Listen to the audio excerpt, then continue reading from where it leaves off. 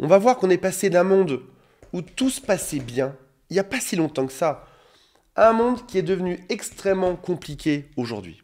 Que tu sois un homme ou une femme, si tu es célibataire, tu dois pas passer un bon moment actuellement. Tu as dû remarquer que c'est difficile de rencontrer quelqu'un de bien. C'est difficile pour toi. Tu peux même voir que c'est difficile pour tes amis, parce que tes amis t'en parlent. Peut-être même que, plus bizarrement, tu es dans un couple où ça se passe pas très bien et t'hésites à redevenir célibataire parce que tu vois à quel point c'est compliqué de rencontrer quelqu'un. Il y a une espèce de malaise qui est palpable dans notre société aujourd'hui. On sent bien que rencontrer des gens bien, c'est devenu dur. Même d'un point de vue amical. Se faire des amis est devenu quelque chose de compliqué. Alors peut-être que, comme tout le monde, tu as essayé des sites de rencontres et tu t'es rendu compte qu'il y avait quelque chose de complètement déglingué dessus. Parfois, tu peux avoir un seul like sur une, 2 semaines ou 3 semaines. Ou au contraire, tu peux avoir 1000, 10 000 likes en une semaine, selon que tu sois un homme ou une femme. Et dans tous les cas, il y a quelque chose qui est anormal. Peut-être aussi que tu as essayé d'aller, comme on faisait dans le temps, dans des bars, rencontrer des gens, mais tu as remarqué que les gens ne se parlaient plus beaucoup dans les bars. Soit ils viennent seuls, ils ont l'air tristes devant leur téléphone portable, ou alors ils viennent en groupe et ils se mélangent pas trop aux autres. Peut-être aussi que tu as essayé les clubs de sport en te disant, ben, finalement, c'est là-bas que je pourrais rencontrer du monde, mais sur place, les gens semblent assez solitaires. Alors certes, on se dit parfois bonjour de manière assez polie, mais chacun met ses oreillettes et chacun fait ses exercices puis repart par la suite. Peut-être aussi que tu as espéré que tes amis te présentent des gens, mais tu as remarqué que ça devenait assez compliqué. Tes amis te disent toujours, écoute, je suis désolé, j'ai personne à te présenter en ce moment. Comme tu as galéré là-dedans, tu t'es dit, peut-être que je devrais écouter des vidéos YouTube sur le sujet, suivre les conseils de ces gens ou encore écouter les conseils de mes amis. Et ceux-ci t'ont peut-être dit des choses comme soyez féministe, utilisez votre corps comme vous le souhaitez, ayez des relations temporaires. C'est ça l'avenir de la société. C'est d'avoir un mec par-ci par-là, de s'éclater quand on le souhaite. T'as peut-être aussi eu des hommes sur internet ou tes copains qui t'ont dit sois macho si jamais t'es un homme, sois macho, sois dur. Personne n'aime les hommes gentils. Ce qu'il faut, c'est être dur avec elles, les envoyer promener, c'est comme ça qu'elles te respecteront. T'as écouté ça, tu t'es dit tiens, c'est vrai que je vois que d'autres y arrivent, mais c'est peut-être pas exactement ton style d'être quelqu'un de dur, d'être quelqu'un de méchant. Et puis est-ce que c'est normal d'être dur et méchant avec l'autre pour recevoir de l'amour? T'as eu des doutes là-dessus et t'as eu bien raison. Peut-être aussi qu'on t'a dit, gagne plus d'argent, que tu sois un homme ou une femme, sois indépendant, n'aie besoin de personne là-dedans finalement, le système ne marche pas, tu n'as besoin de personne.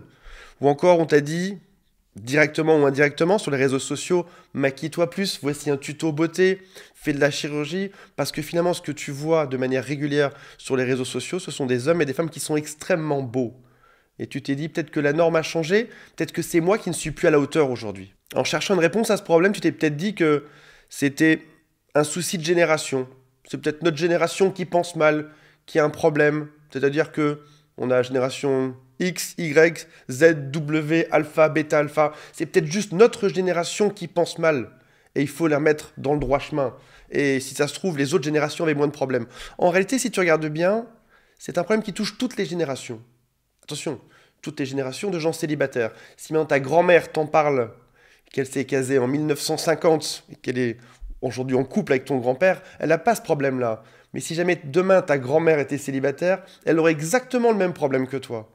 Et si tu as des enfants, ils auront exactement les mêmes problèmes que tu auras toi aussi. Peut-être qu'à la fin tu t'es dit, bah finalement c'est moi le problème. Je ne suis pas adapté, pas suffisant, pas assez bien.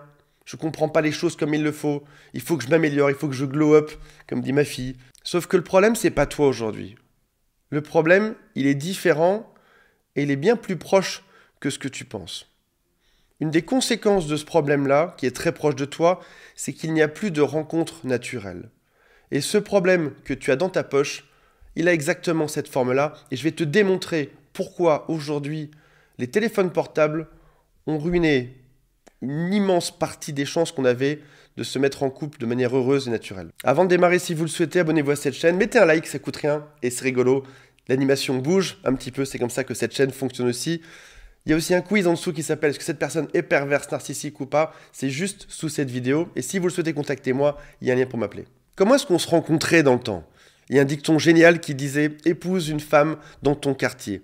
On avait des amis, on sortait ensemble, on allait dans les clubs et finalement, le tissu social, c'était l'endroit où tu habitais. On voyait des gens, on était ensemble, on pouvait passer se chercher en voiture, faire des activités ensemble, on pouvait aller dans des clubs selon nos préférences, nos loisirs, nos activités, selon nos goûts personnels.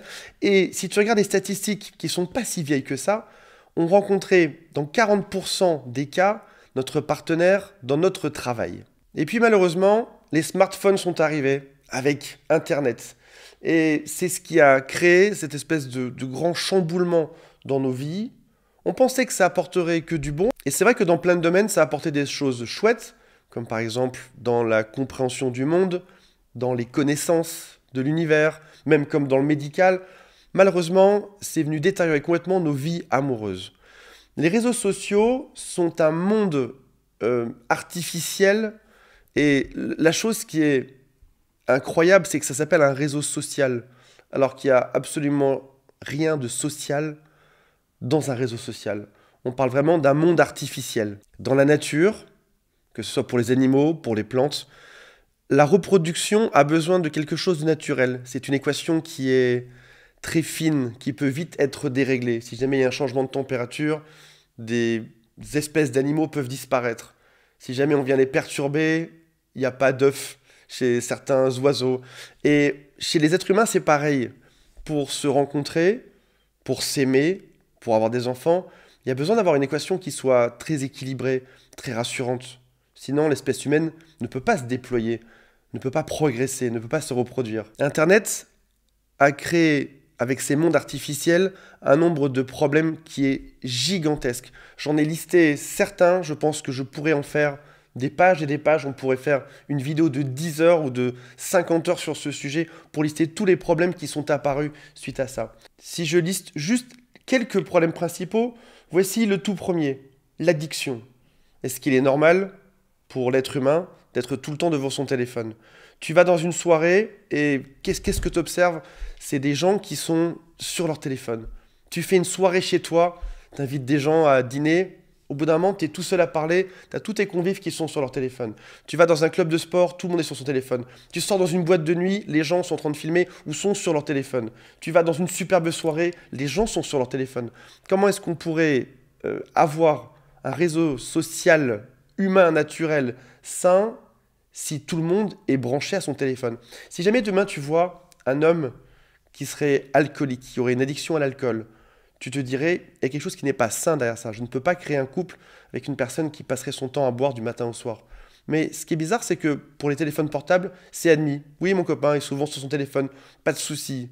Sans comprendre qu'il y a un dérèglement neurologique grave du fait d'être toujours devant un écran, du fait d'être toujours stimulé à la dopamine, et qu'on ne peut pas créer une relation de couple qui est basée avant tout sur la communication avec une personne qui serait toujours sur son téléphone, devant des notifications qui pop devant lui. Bizarrement, les sites de rencontres créent aussi des addictions et cette course à la dopamine en se disant peut-être que le prochain sera le bon. Allez, j'essaye juste encore une heure ou deux, je peux trouver quelqu'un parce que j'ai trouvé Gérard dessus il y a 2 ans de ça, donc je peux en rencontrer un autre. Il y a aussi avec le téléphone portable tout ce qui est harcèlement. Oui, finalement, recevoir 1000 ou 5000 demandes sur un site de rencontre en quelques heures, on ne parle plus d'amour, on parle plutôt d'une forme de harcèlement. On se rencontrait à 40% sur son lieu de travail dans le temps. Aujourd'hui, si jamais tu dragues ta collègue de bureau, ton collègue de bureau, tu as plus de chances d'être licencié pour harcèlement. Parce que dans les nouvelles normes, quand on te parle, ça cause un problème. Attention, je ne mets pas tout dans la même case et on s'entend bien sur les termes de ce que je dis, mais ça fait peur aujourd'hui pour un homme de venir te séduire sur un lieu de travail, ou même de te parler dans la rue, ou même de t'aborder dans un club de sport. Parce qu'il y a eu cette espèce d'immense amalgame dessus. Si on me parle dans un club de sport, c'est qu'on vient me déranger, je ne suis pas là pour ça, et donc du coup je vais afficher cet homme grâce à mon téléphone portable. Voici ce que cet homme m'a fait, il m'a dit bonjour, c'est donc du harcèlement. Et puis finalement, cette espèce de mélange qui font que les vrais harceleurs et ceux qui venaient juste te dire bonjour sont juste mis au même niveau. C'est la même personne, c'est du harcèlement. On confond tout, on n'arrive plus à faire la différence entre un acte social sain, dire bonjour, et une personne qui va être vraiment un harceleur, en l'occurrence, c'est quelqu'un qu'il faut punir. T'arrives dans un club de sport, les gens ont bien compris la leçon, ne parle à personne, surtout ne parle à personne. Mets tes oreillettes, réfugie-toi sur ton téléphone, mets-toi une série pendant que tu marches ou que tu soulèves des poids, ne parle à personne là-dedans. Internet, c'est aussi, tout d'un coup, des normes élevées de beauté, de réussite. C'est se dire, ils sont tous beaux dessus. Moi, je suis avec mon Gérard qui ressemble à rien, il a pris du poids, alors que les gens que je vois dans la norme de mon quotidien, ce sont des gens qui sont extrêmement beaux. La norme, c'est ce que tu vois le plus sur Terre. Si ce que tu vois majoritairement sur Terre, ce sont des gens beaux, qui font du sport, qui ont une vie de luxe, qui sont dans des yachts, dans des villas, et qui crament de l'argent à pas savoir quoi en faire à Dubaï, ça devient ta norme. La norme, c'est juste ce que tu vois le plus. Donc Internet a changé ta norme de perception des choses. Être une femme, avoir quelques rides, avoir 3 kilos en trop, devient hors de la norme. Tu deviens un monstre. Là où en réalité, c'est juste quelque chose de naturel. Vieillir, devenir beau, en prenant de l'âge, c'est quelque chose qui est juste normal. Mais ce n'est plus ta norme face à ces smartphones. Attention, c'est pas toi que je critique. Je dis juste que ces téléphones portables nous transforment nos propres normes. C'est aussi parfois l'incapacité à se conduire de manière normale. Tu as dû voir comme moi des histoires, des stories sur les réseaux sociaux de gens qui te débriefent de leur rendez-vous amoureux de la veille. Voici ce qu'il m'a dit, voici ce qu'il a fait, voici comment elle s'est comportée. Elle était ridicule. Et si jamais, par défaut, t'avais déjà pas tellement confiance en toi, de voir ça remonte encore le seuil du niveau que tu dois atteindre pour être quelqu'un de bien. Si jamais je ne suis pas bon, si jamais je ne me comporte pas avec des phrases parfaites à ce rendez-vous, la personne que je rencontre, que je ne connais pas, si jamais tu l'as rencontrée sur un site de rencontre, tu ne la connais pas, elle peut faire une histoire de moi sur les réseaux sociaux et se moquer de moi devant des centaines de milliers de personnes et me rendre encore plus ridicule et enfoncer encore plus mon traumatisme ou ma peur de ne pas être bon, de ne pas être suffisant. Lorsqu'il y a un problème, quand ça ne marche pas, quand on ne trouve pas la réponse, ça mène forcément à la recherche de la cause. Et de manière évidente, si jamais tu ne trouves pas la réponse à ça, et c'est ce qui se passe dans beaucoup de vidéos, on va dire, le problème c'est les femmes. Toutes les femmes sont comme ça. Ou encore, le problème c'est les hommes. Tous les hommes sont des monstres, tous les hommes sont des porcs, de dire ce genre de choses et de se comporter comme ça. On va accuser le clan adverse. Sans réaliser qu'au final, on est tous dans la même barque, dans la même embarcation. On vit tous la même chose. On est tous perdus face à ces nouvelles normes et face à ce que Internet a pu détruire dans nos vies. On est tous perdus et je vous le dis, la faute c'est pas les femmes, la faute c'est pas les hommes. La faute c'est un système qu'on valide aujourd'hui et qu'on normalise. Il est normal d'être tout le temps sur son téléphone. On n'a plus de tissu social, c'est ça le problème aujourd'hui. Et si j'ai juste quelques conseils à vous donner, c'est retrouver du naturel de temps en temps. Reposez votre téléphone dans votre poche, débranchez-le de temps en temps. Allez faire un jour sans votre téléphone, juste pour voir comment ça fait. Faites des soirées avec vos amis où on dépose tous le téléphone à l'entrée. Quand vous arrivez au club de sport, enlevez vos oreillettes et juste le réflexe de dire bonjour aux gens. Juste un bonjour suffira. Je ne vous demande pas de devenir la star de votre club de sport, à raconter des blagues et à crier très fort. Juste dire bonjour aux gens, les saluer de manière respectable et puis peut-être aussi s'inscrire à des activités qui vous plaisent selon vos goûts et reconnecter avec la nature. Et c'est probablement comme ça qu'on va retrouver du tissu social et c'est probablement aussi comme ça qu'on va retrouver beaucoup plus d'amour dans notre société. Si vous souhaitez aller plus loin, parce que c'est ce que je prône depuis des années, tous les liens sont juste en dessous. Salut à tous, bye.